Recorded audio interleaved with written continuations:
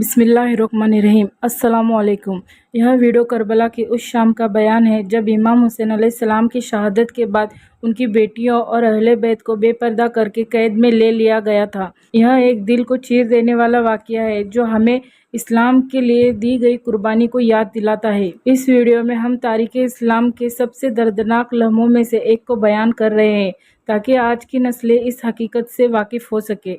हज़रत इमाम हुसैन अलैहिस्सलाम की शहादत के बाद शिमर और उमर साद मलऊन अपने चंद सवारों के साथ अहले बैत अलैहिमुस्सलाम के पाक और मुक़द्दस खेमों की तरफ बढ़े। यह वो खेमे थे जिनके मकानों का मुकाम और मर्तबा इतना बुलंद था कि जिब्रील आमीन भी उनके दरवाजे पर आने से पहले इजाज़त लेते। जब शिमर खेमों के करीब पहुंचा तो हज़रत ज़ैनब सलामुल्लाह अलैहा ने उस जालिम से पूछा, अब क्या चाहते हो? शिमर ने बेहयाई से जवाब दिया, हम माल ए गनीमत लूटने आए हैं। हज़रत ज़ैनब सलामुल्लाह अलैहा ने फरमाया, अफसोस है शिमर, दौलत की मोहब्बत ने तुझे अंधा कर दिया है। हमने कभी दुनिया की दौलत से मोहब्बत नहीं की और ना करेंगे। जो कुछ हमारे पास है सब ले जा। चुनाचे शिमर और उसके साथी खेमों में दाखिल होकर लूटमार पर टूट पड़े। जो कुछ हाथ लगा उठा लिया, हत्ता कि अहले बैत की खवातीन से जेवरात तक छीन लिए। यहाँ तक कि हज़रत सकीना सलामुल्लाह अलैहा के कानों में चांदी की बालियाँ थी, वो भी जालिमाना तरीके से नोच ली गई। जुल्म की इंतहा यह हुई कि औरतों और बच्चियों के सिरों से चादर तक छीनकर उन्हें बेपर्दा कर दिया गया। अफसोस यह जुल्म किसी गैर ने नहीं बल्कि अपने ही रिश्तेदारों ने किया। फिर उमर साद ने अपने लश्कर को आवाज़ दी, जल्दी से खेमों की रस्सियाँ काट दो और इमाम हुसैन अलैहिस्सलाम के खेमे को आग लगा दो ताकि इनके बच्चे और खवातीन सब जलकर ख़त्म हो जाए। हज़रत ज़ैनब सलामुल्लाह अलैहा फरमाती हैं, मैं इस मुसीबत में बेबसी से खड़ी रो रही थी कि एक बदबख्त मेरे करीब आया। उसने मेरे कानों की तरफ देखा और मेरे कानों से कीमती बालियाँ उतारने लगा और साथ ही रोने भी लगा। मैंने उससे कहा, तुझे हैरत नहीं होती? मेरी चादर भी लूटता है और साथ रो भी रहा है। उसने जवाब दिया, मैं आप अहले बैत की बेबसी और इस दुख पर रो रहा हूँ। मैंने उस वक्त बद्दुआ देते हुए कहा, ए जालिम, अल्लाह ताला तेरे दोनों हाथों को शल कर दे और तुझे जहन्नम की आग से पहले दुनिया में ही जला डाले। फिर वो मलून आगे बढ़ा और हज़रत इमाम ज़ैनुल आबिदीन अलैहिस्सलाम के सिरहाने आकर खड़ा हो गया। इमाम बीमारी की शिद्दत से चमड़े के बिछावन पर बेहोश पड़े थे। उस जालिम ने उनके बिछावन को इतनी जोर से खींचा कि इमाम मुंह के बल जमीन पर गिर पड़े। इसी वक्त उमर साद अपने साथियों समेत बड़े तकब्बुर के साथ खेमे में दाखिल हुआ।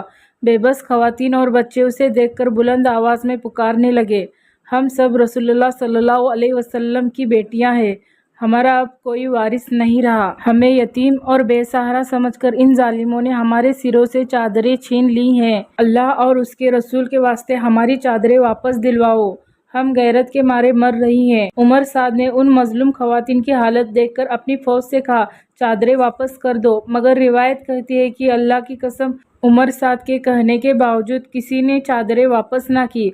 फिर उमर साद ने बीमार इमाम ज़ैनुल आबिदीन अलैहिस्सलाम की तरफ देखा और बोला, इसे जिंदा क्यों छोड़ा है? इसे भी कत्ल कर दो। रिवायत में आता है कि जब हज़रत ज़ैनब सलामुल्लाह अलैहा ने यह बात सुनी तो तड़प कर इमाम ज़ैनुल आबिदीन से लिपट गई और बोली, ए उमर साद, अफसोस है तुझ पर, क्या तेरा दिल अभी तक जुल्म से सैर नहीं हुआ? इस बीमार इमाम को भी मारना चाहता है? अगर तेरा मकसद हमें ख़त्म करना है तो पहले मुझे कत्ल कर ताकि मैं अपने बीमार भतीजे को मरते ना देखूं।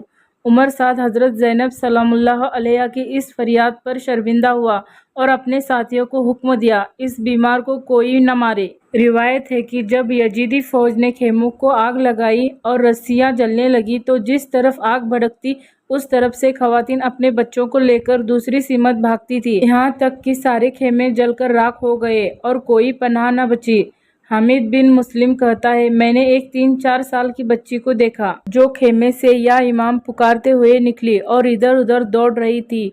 उसके कानों से खून बह रहा था और उसके कमीज का दामन भी जल चुका था। वो मासूम बच्ची अपनी कमसिनी की वजह से आग और धुएं से घबराकर चारों तरफ दौड़ रही थी और हर तरफ आग और भड़क रही थी। यह मंजर देखकर मेरा दिल बर्दाश्त नहीं कर सका। मैंने बेइख्तियार उससे पूछा, ए बच्ची, तुम कौन हो? उस नाजुक सी बच्ची ने रोते हुए जवाब दिया, मैं हज़रत इमाम हुसैन अलैहिस्सलाम की बेटी हज़रत सकीना सलामुल्लाह अलैही हूँ। حضرت سکینہ سلام اللہ علیہ نے کہا، جب بابا کی شہادت کے بعد خیموں کو آگ لگا دی گئی اور سامان لوٹا جانے لگا تو ہمارے بھائی اور بہنوں کے بچے ویرانے میں بکھر گئے۔ میں نے اپنے بابا کی وصیت کے مطابق چاہا کہ ان معصوم بچوں کو اکٹھا کروں۔ اسی ارادے سے میں ہر طرف دوڑتی رہی اور جہاں تک ممکن ہوا بچوں کو جمع کرتی گئی، لیکن 2 بچے کہیں نہیں مل رہے تھے۔ میں پریشان ہو کر اپنی بہن حضرت ام کلثوم سلام اللہ علیہا کو پکارنے لگی، اے بہن، 2 بچے غائب ہیں، جلدی چلو۔ پھر ہم دونوں خیموں کے قریب لاشوں کی طرف گئی کہ شاید وہ بچے اپنے والد کی لاش سے لپٹے ہو، مگر وہاں بھی نہ ملا۔ ہم لوگ زیادہ پریشان ہو کر فرات کے کنارے کی طرف دوڑی، مگر وہاں بھی ان کا سراغ نہ ملا۔ ہم دونوں بہنیں روتی ہوئی ویرانے میں ان بچوں کو آواز دیتی رہی اور کہتی جاتی، کہیں ایسا نہ ہو کہ یہ معصوم بچے گھوڑے کے سموں تلے آ کر کچل گئے ہو۔ اسی تلاش میں ہم دونوں ایک جھاڑی کے پاس پہنچی تو ایک سایہ نظر آیا۔ جب ہم اس سائے کی طرف بڑھی تو دیکھا کہ دونوں معصوم بچے تپتی ریت پر پڑے ہیں، ایک دوسرے کی گردن میں بہائے ڈالے ہوئے مٹی میں چھپے ہوئے ہیں۔ حضرت ام کلثوم نے کہا، ذرا آہستہ چلنا، کہیں قدموں کی آہٹ سے یہ یتیم بچے جگ نہ جائیں۔ جب ہم قریب پہنچی تو دیکھا کہ ان کے پھول جیسے رخسار زرد پڑ چکے تھے، مٹی ان کے چہروں پر جم گئی تھی اور ان کی آنکھوں کے نیچے گہرے سائے پڑ چکے تھے۔ میں نے چاہا کہ انہیں خیمے میں واپس لے چلوں، لیکن جیسے ہی میں نے ان کے کندھوں کو ہلایا تو معلوم ہوا کہ ان کی روحیں جسم سے پرواز کر چکی ہے۔ پیاس کی شدت سے ان کی زبانیں باہر نکل چکی تھی۔ اس منظر کو دیکھ کر میرا دل پھٹنے لگا اور میں زاروں کی طرح رونے لگی۔ اے بہن، یہ دونوں معصوم بچے اب اس دنیا میں نہیں رہے۔ پھر ہم دونوں بہنوں نے ان بے زبان بچوں کو گود میں اٹھایا اور مقتل میں لے جا کر لٹا دیا۔ حضرت فاطمہ سلام اللہ علیہ سے مروی ہے کہ انہوں نے فرمایا، جب امام علی، میرے چچا اور بھائی سب شہید ہو چکے تھے، میں خیمے کے دروازے پر کھڑی تھی، اچانک میری نظر میدان کربلا پر پڑی جہاں میرے والد اور عزیز خون اور مٹی میں لت پت پڑے تھے۔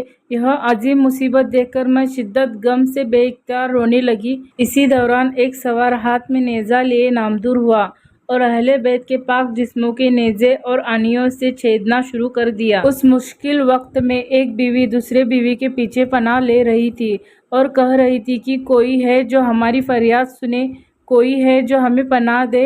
ایک اور بیوی بلند آواز میں پکار رہی تھی، اے نانا حضرت محمد مصطفیٰ صلی اللہ علیہ وسلم، اے بابا حضرت علی مرتضیٰ علیہ السلام، اے بھائی حضرت امام حسین علیہ السلام، افسوس آج آپ نہیں ہیں کہ ہمیں آپ ان ظالموں سے بچا سکے، اس ویرانے میں برباد اور بے سہارا ہو چکی ہیں۔ حضرت فاطمہ سلام اللہ علیہا فرماتی ہیں کہ جب میں نے اپنی ماں اور پھوپھیوں کی یہ بے بسی دیکھی تو میرے ہوش اڑ گئے اور میرا جسم خوف سے کانپنے لگا۔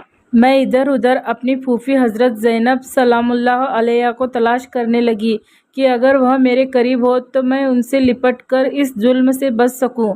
اسی فکر میں تھی کہ اچانک ایک بدبخت میری طرف آتا نظر آیا۔ اسے دیکھتے ہی میں جنگل کی طرف بھاگی تاکہ اس کے ظلم سے بچ سکوں، مگر میں کمزوری کی وجہ سے بھاگتے بھاگتے گر پڑی۔ وہ ملعون میرے قریب آ کر کھڑا ہوا اور اس نے میرے پیٹھ پر نیزے کی نوک اتنی زور سے ماری کہ میں منہ کے بل زمین پر گر پڑی۔ پھر اس بے رحم نے کانوں سے بالیاں اتنی بے دردی سے کھینچی کہ میرے کان زخمی ہو گئے اور ان سے خون بہنے لگا، میرا چہرہ خون میں لت پت ہو گیا۔ اس کے بعد اس بدبخت نے میرے سر سے چادر اور دوپٹہ بھی کھینچ لیا اور پھر کینوں کی طرف چلا گیا۔ میں اس صدمے میں بے ہوش ہو کر زمین پر گر پڑی۔ کچھ دیر بعد جب مجھے ہوش آیا تو دیکھا کہ میری پھوپھی حضرت زینب سلام اللہ علیہا میرے سرہانے بیٹھی رو رہی ہے اور مجھ سے کہہ رہی تھی، اے بیٹی اٹھو اور چلو، دیکھو تمہاری بہنوں اور بھائی حضرت امام زین العابدین علیہ السلام پر کیا گزری ہے۔ میں نے کانپتی آواز میں کہا، پھوپھی جان، میں کیسے اٹھوں؟ ایک مل نے میرے سر سے چادر اور دوپٹہ کھینچ لیا ہے۔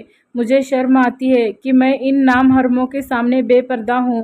اگر آپ کے پاس کوئی چادر ہے تو مجھے دے دو تاکہ میں اپنا سر اور چہرہ ڈھانپ سکوں۔ یہ سن کر وہ عظیم ہستی خود زاروں کی طرح رونے لگی اور فرمایا، اے بیٹی، تو اپنے سر کی بے پردگی کا شکوہ مجھ سے کر رہی ہے؟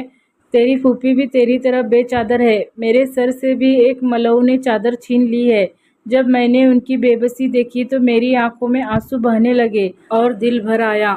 پھر میں اپنی پھوپھی کے ساتھ اہل بیت کے خیمے کی طرف گئی۔ جب ہم وہاں پہنچے تو دیکھا کہ ہمارا سارا سامان لٹ چکا تھا اور سب بیویاں بنا دوپٹے کے سر کھلے رو رہی تھی۔ ہر طرف سے رونے کی اور سینہ پیٹنے کی آوازیں آ رہی تھی۔ میرے بھائی حضرت امام زین العابدین علیہ السلام بیماری کی شدت سے منہ کے بل زمین پر گرے ہوئے تھے اور ان میں اٹھنے یا بیٹھنے کی طاقت نہیں تھی۔ ہم سب اس مظلوم امام کے سرہانے بیٹھ گئی اور ان کی بیماری، بے بسی اور یتیمی پر رونے لگی۔ کربلا کے میدان میں شام ہو چکی تھی، لیکن یہ شام کیسی اداس اور درد بھری شام تھی، ایسی شام جو آل رسول کے خون سے رنگی ہوئی تھی۔ اہل بیت کے چند بچے اور صرف ایک مرد حضرت امام زین العابدین باقی تھے اور ان پر ظلم کے پہاڑ توڑے جا رہے تھے۔ خیموں میں آگ لگ چکی تھی اور ان کا سارا سامان لٹ چکا تھا۔ یہ شام بے بسی اور غریبی کی شام تھی۔ یہ صرف اسلام کی تاریخ کی نہیں بلکہ پوری انسانیت کی تاریخ کی وہ شام تھی جو ظلم اور صبر کی داستاں ہمیشہ سناتی رہے گی۔ یزیدی دور کی اس شام غم نے ہمیشہ کے لیے حق اور باطل میں فرق واجب کر دیا، مگر اس شام میں حضرت امام حسین علیہ السلام کا نام قیامت تک روشن رہے گا۔ ویڈیو اچھی لگی ہو تو چینل کو سبسکرائب کریں اور ویڈیو کو شیئر کریں تاکہ یہ پیغام زیادہ سے زیادہ لوگوں تک پہنچے۔